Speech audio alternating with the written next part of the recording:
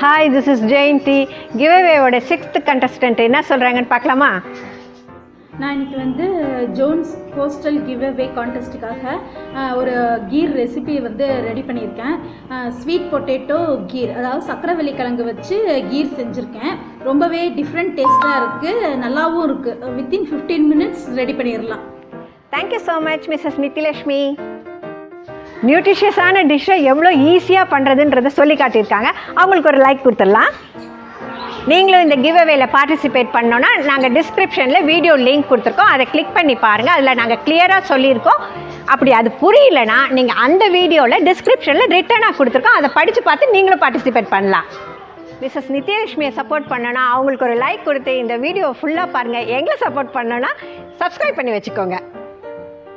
கும்பகோணத்துலேருந்து Mrs Nithyalakshmi சொல்லிக் கொடுத்த இந்த ரெசிபியை எப்படி செய்கிறதுன்னு பார்க்கலாமா?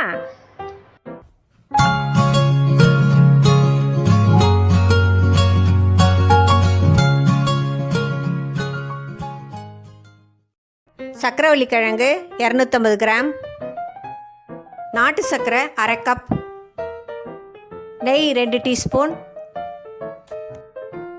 பால் 250 ml, பிஸ்தா. இப்போ நம்ம சக்கரவள்ளி கிழங்குல ஒரு டெசர்ட் பண்ண போகிறோம். நான் ஒரு 1/4 கிலோ சக்கரவள்ளி கிழங்கு எடுத்திருக்கேன். இதை வந்து நல்லா நம்ம வாஷ் பண்ணிவிட்டு குக்கரில் போட்டு ஒரு 3 விசில் விட்டு எடுத்துக்கலாம். இப்போ வந்து இந்த தோலெல்லாம் நம்ம உரித்து எடுத்துடலாம். இதில் நிறைய மெடிசினல் வேல்யூஸ் இருக்குது. இன்டர்னல் ஆர்கனில் இருக்கிற புண்ணெல்லாம் ஆற்றுன்னு சொல்கிறாங்க. அப்புறம் கோலன் கேன்சர், இந்த குடல் புற்றுநோய் இருக்குது பார்த்தீங்களா, அதெல்லாமே ப்ரிவெண்ட் பண்ணோன்னு சொல்கிறாங்க. அப்புறம் நிறைய மெக்னீஷியம் இருக்குது. இது டிப்ரெஷனுக்கு ரொம்ப நல்லது. பிரெயினை வந்து ஸ்டிமுலேட் பண்ணி விடுமா, ஞாபக சக்தியை வளர்க்கும்னு சொல்கிறாங்க. குழந்தைங்களுக்கெல்லாம் நீங்கள் அடிக்கடி செஞ்சு கொடுங்க. ஏன் பெரியவங்களுக்கே செஞ்சு கொடுக்கலாம், அடிக்கடி அவங்களும் மறந்து போயிடுறோம்லாம் சொல்லுவாங்கல்ல. அதனால் எல்லாருக்குமே இது நல்லது தான் இல்லையா? நாங்கள் கூட ஒரு கப்பிள் சண்டேயில் சக்கரவள்ளி கிழங்கு வச்சு குலோப் ஜாமுன் சிப்ஸ் எல்லாம் பண்ணி காட்டியிருக்கோம். அப்புறம் இன்னொரு வீடியோவில் கூட சப்பாத்தி பண்ணி காட்டியிருக்கோம். இதை பார்க்காதவங்க நீங்கள் டிஸ்கிரிப்ஷனில் நாங்கள் லிங்க் கொடுத்துருக்கோம், அதை கிளிக் பண்ணி பாருங்கள். இப்போ நம்ம தோலெல்லாம் உரித்து எடுத்தாச்சு. இப்போ ஒரு கேரட் துருவுறதால இதை நல்லா நம்ம துருவிக்கலாம். நம்ம வந்து சம்டைம்ஸ் இந்த குக்கரில் வைக்கும்போது இந்த கிழங்கு வந்து கொஞ்சம் அதிகமாக வெந்துடுச்சுன்னா உங்களால் துருவ முடியாது. அப்போ வந்து நீங்கள் வந்து நல்லா அதை கட்டி இல்லாமல் மேஷ் பண்ணி விட்டுக்கோங்க. சக்கரவள்ளி கிழங்கு வந்து இந்த சீசனில் இப்போ நல்லா மார்க்கெட்டில் கிடைக்குது. இது நமக்கு கிடைக்கும் போதே நம்ம இதை யூட்டிலைஸ் பண்ணிக்கணும். இந்த மாதிரி சமயத்துலலாம் நம்ம வாங்கி நம்ம சப்ஜிலாம் செய்வோம். ஆனால் இது வந்து ஒரு நியூ டிஷ்ஷாக இருக்குது, ஒரு புது மாதிரியாக செஞ்சுருக்காங்க. சக்கரவள்ளி கிழங்கு வந்து சுகர் பேஷண்ட்லாம் சாப்பிடக்கூடாதுன்னு நினச்சிக்குவாங்க. ஆனால் ஆக்சுவலாக பார்த்திங்கன்னா இந்த சுகர் லெவலை வந்து கண்ட்ரோல் பண்ணோன்னு சொல்கிறாங்க. இப்போ இது எல்லாத்தையும் நம்ம திருவி எடுத்தாச்சு. இப்போ இந்த சக்கரவள்ளி கீர் பண்ணுறதுக்கு நம்ம ஒரு பேனை ரெடி பண்ணிக்கலாம். இப்போ பேன் ஹீட் ஆயிடுச்சு. நம்ம இதில் ஒரு 2 டீஸ்பூன் அளவுக்கு நெய் ஊற்றி மெல்ட் பண்ணிக்கலாம். இப்போ இந்த நெய் நல்லா உருகிடுச்சு. நம்ம துருவி வச்சுருக்க இந்த சக்கரவள்ளி கிழங்கை இதில் போட்டு நல்லா நம்ம வதக்கிக்கலாம். அவங்க வந்து 1 கப் அளவுக்கு தான் சொல்லியிருந்தாங்க. நான் வந்து அதிகமாக தான் போட்டிருக்கேன்.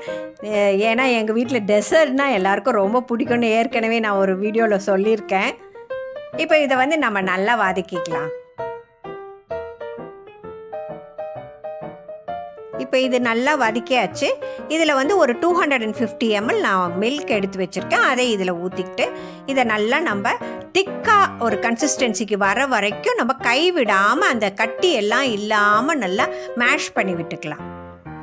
சக்கரவள்ளி கிழங்குக்கே ஒரு நல்ல ஃப்ளேவர் இருக்குது. இதுக்கு நீங்கள் ஏலக்காவோ இல்லை எசன்ஸோ எதுவுமே போட வேண்டாம். இது வெறுமனே இது பாலில் இது மிக்ஸ் பண்ணும்போது அந்த நெய்யோட வாசனையும் இதோட ஃப்ளேவரும் நல்லா இருக்குது. இந்த பாலும் இந்த கிழங்கும் நல்லா சேர்ந்து வரும்போது நல்லா ஒரு திக்கான பதத்துக்கு வருது பார்த்தீங்களா. அந்த சமயத்தில் நம்ம வந்து ஒரு 1/2 கப் அளவுக்கு நாட்டு சர்க்கரை எடுத்து வச்சுருக்கேன். அதை இதில் போட்டு நம்ம கட்டி இல்லாமல் நல்லா கைவிடாமல் நல்லா மிக்ஸ் பண்ணி விட்டுக்கலாம். இது நல்ல ஹெல்த்தியான ஒரு டிஷ்ஷாக இருக்குது. நம்ம குழந்தைங்கள்லேருந்து பெரியவங்க வரைக்கும் யாருக்கு வேணாலும் கொடுக்கலாம்.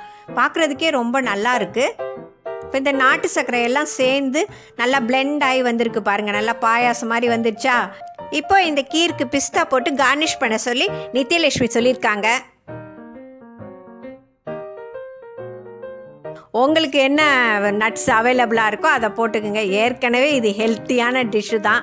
எது போட்டால் என்ன சூப்பராக வந்திருக்கு. பார்க்குறதுக்கே நல்லாயிருக்கு, சாப்பிட்டா அதுக்கு மேலே இருக்கும். கார்னிஷ் பண்ணியாச்சு. சக்கரவள்ளி கீர் வந்து ரெடி ஆகிடுச்சு. சுட சுட சர்வ் பண்ண வேண்டியது தான். மிஸ்ஸஸ் நித்யலட்சுமி சக்கரவள்ளி கிழங்கை வச்சு ரொம்ப சிம்பிளாக ஈஸியாக ஆனால் ஹெல்த்தியாக ஒரு கீர் சொல்லி கொடுத்துருக்காங்க. நீங்களாம் அவங்கள சப்போர்ட் பண்ணோன்னா இந்த வீடியோவை ஃபுல்லாக பார்த்து அவங்களுக்கு ஒரு லைக் கொடுத்துருங்க. இந்த மாதிரியான இன்ட்ரெஸ்டிங்கான வீடியோஸ் மிஸ் பண்ணாமல் இருக்க எங்கள் சேனலை சப்ஸ்கிரைப் பண்ணி வச்சுக்கோங்க. Okay, see you, bye bye.